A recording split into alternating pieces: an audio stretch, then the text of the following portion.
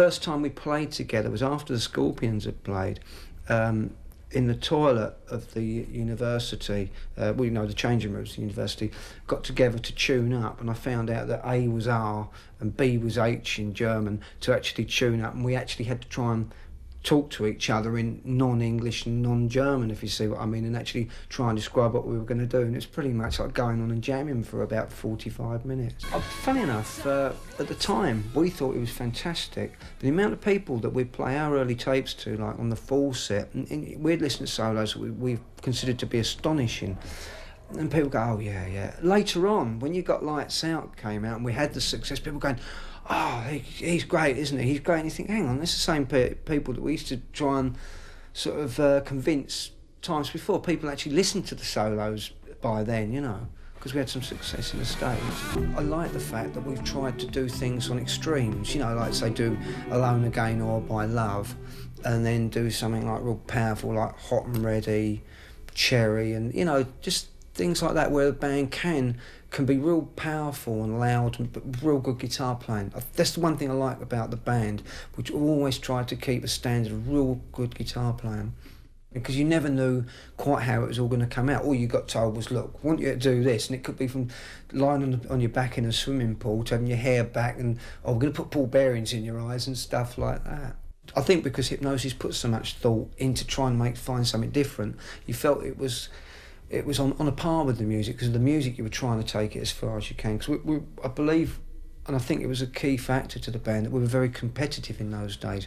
We really did care to be better than Rush or better than AC/DC or whatever, you know what I mean? Judas Priest, certainly, you know. I think the band actually slightly lacked ideas, because I think, no disrespect to Paul Chapman's playing, but I don't think Paul was a working guitarist and a very good fretboard player, but he didn't contribute as much to quality, I would say, really. You know. I just found it disheartening, really. I just didn't think the spirit of it was there. I mean, there was two people that, I mean, like Neil Carter and Paul Chapman. I mean, as I say, Neil's a very good musician, but I don't think you can replace a vibe by bringing in good musicians.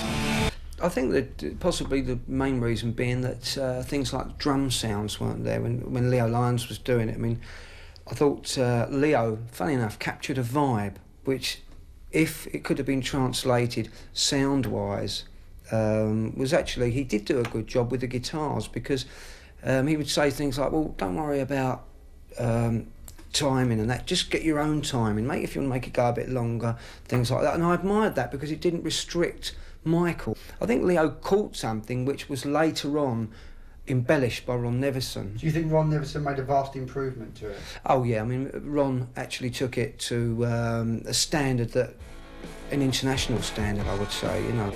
I think that we'll constantly write good songs. I think it's really down to having the right producer.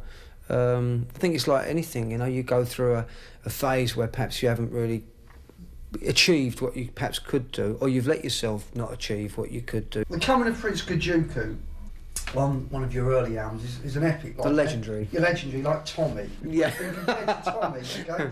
Can you tell me who wrote the song?